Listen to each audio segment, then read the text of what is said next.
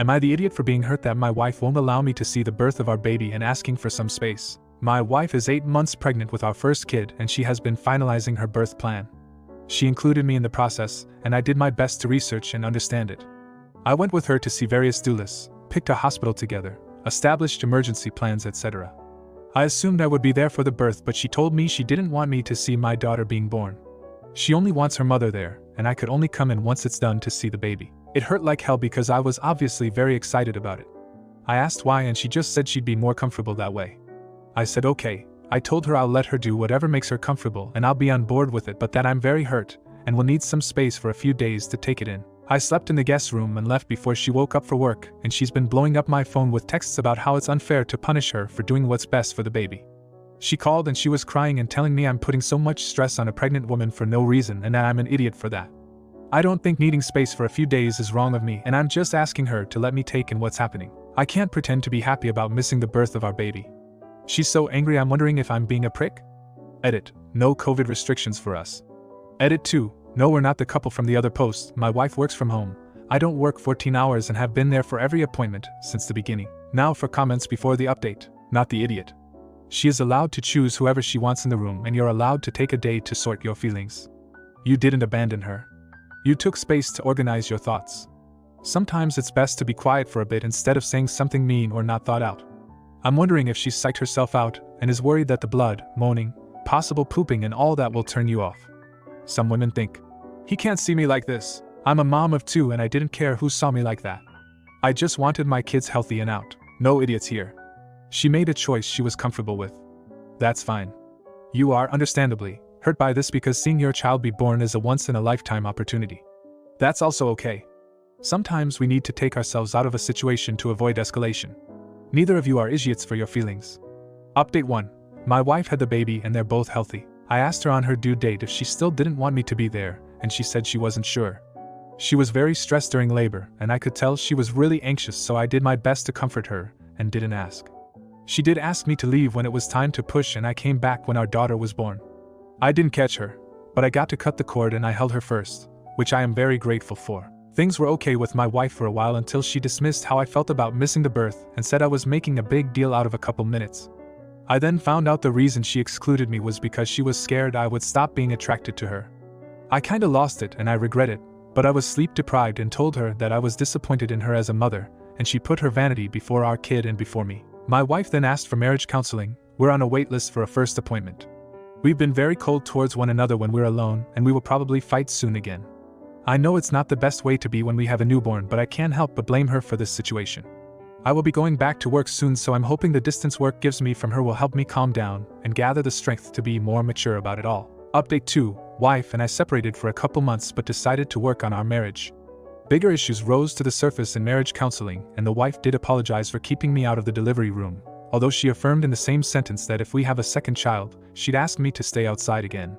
She just will not trust me to not lose attraction to her. I had never realized just how deeply insecure she is about her looks and how it affects every part of her daily life. She's a pretty woman and she always acted very confident, but it was mostly a facade that completely crumbled with the pregnancy. We ran into some issues with breastfeeding related to that, where she would eat very little to lose the pregnancy weight, and it caused her to produce less milk, consequently stressing her and the baby out more. I begged her to postpone her diet until our baby is a little older, but it was so important for her to lose weight first. I tried supporting her, but I was going through my own struggles and I couldn't understand how she could put that over the health of our baby. We're determined to make our marriage work, and I'm going to do my best to understand her struggles with self-image. I've come to accept that seeing the birth of any child I have with her will not be possible. No idiots here. This is a tough one. Diet culture is a disease and you're married to a long-term case. Try this one on for size. What if you replace attractiveness and vanity and how attractive she is with her control over her body? She didn't want you in the room for the birth because she wanted to retain a sliver of control over her body and how it's seen.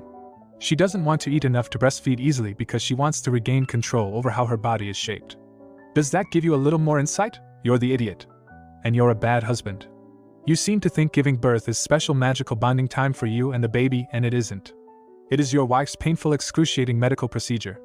It's fine that you're hurt that you didn't get to be there. We all feel hurt or angry about things we know logically are unreasonable. What's not fine is you are making it her problem. Be an adult and take responsibility for your own problems. If she can't exercise her bodily autonomy without you throwing months-long tantrums, then you don't actually believe she deserves bodily autonomy. You think her body exists for your wants, and not her own.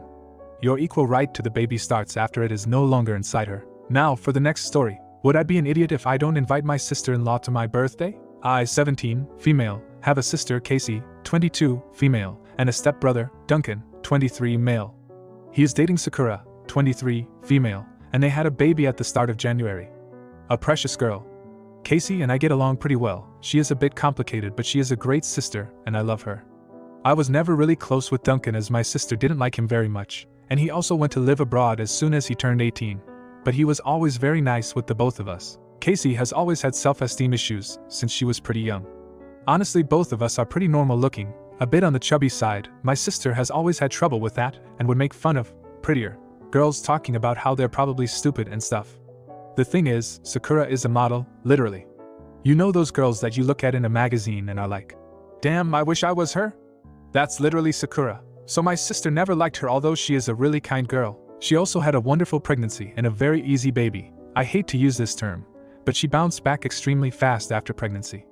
A week in and she was in a bikini looking like a goddess with her new baby. My sister hates it. She hates her. She is super jealous and keeps on talking about how it's unfair that girls like Sakura have everything easy, and my mom hates her because my sister hates her. My family has always been big on celebrations, and my 18th birthday is coming, which is a huge deal for them, and my mom and my sister are insisting I don't invite Sakura. They want me to invite Duncan, just not her, and I'm a bit torn.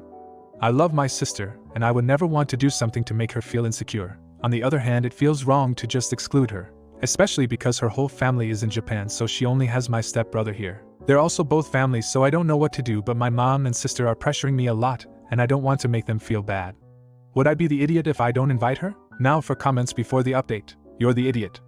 You seem like a person who is absolutely not an idiot, and this can be a moment to prove that, and do what's right. I am sorry your sister is insecure, and your mother enables the resulting poor behavior. But Sakura is not at fault, and has done nothing to deserve this snub, and you seem to know that as well. You know what's right, and I hope your sister is able to work through her insecurities, not the idiot. I'm sorry for your predicament.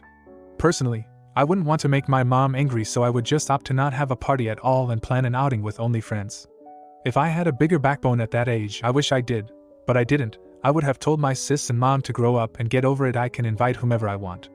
If they don't like it, they don't have to come. Update. To make it short, things didn't go well at all, and I'm not talking to my sister. I ended up throwing the party. It was this like barbecue thing with friends and family. I had a private talk with Casey and my mom beforehand to ask them to please not say anything mean, so yes, I ended up inviting both Duncan and Sakura. And baby. First they said they weren't sure, but ended up coming, and the family got to meet the baby. She goes to work with Sakura, so is used to being with people. She is really well behaved and so cute. Everyone was all over them, which was okay by me tbh.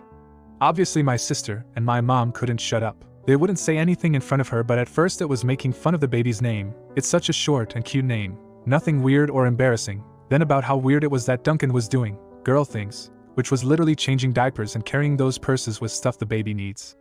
Then it was the same mean comments about Sakura, and things got real awkward when people started asking about her job, and she mentioned a few photo shoots that week. Duncan wouldn't stop gushing about this big thing she was gonna do soon too. It was cute, but both my mom and sister were fuming. I did try to stop them whenever I heard, but I was also in my party talking with everyone. Everything went south when we were in the kitchen, and my sister made a disgusting comment to my mom saying something like the baby was going to be pretty but stupid, like Sakura. Can't remember the exact words, but basically that, and I'm sure Sakura heard. A few minutes later Duncan came and told me that Sakura had a stomach ache, so they would leave, and didn't say anything else. I didn't say anything at the moment, but had a huge fight with both Casey and mom after the party, and haven't been talking to Casey since then. I still live with my mom. It sucks because Casey is my sister after all, and I freaking miss her, but that was so disgusting. I don't know what will happen. I really don't, and I hate it. I did try to bring it up on a call with Duncan once, but he said I don't need to say anything. They're both okay with me though, as far as I know. They also didn't say anything to anyone, so yeah, that's all I guess. Not the idiot. You know, this situation is just bullying.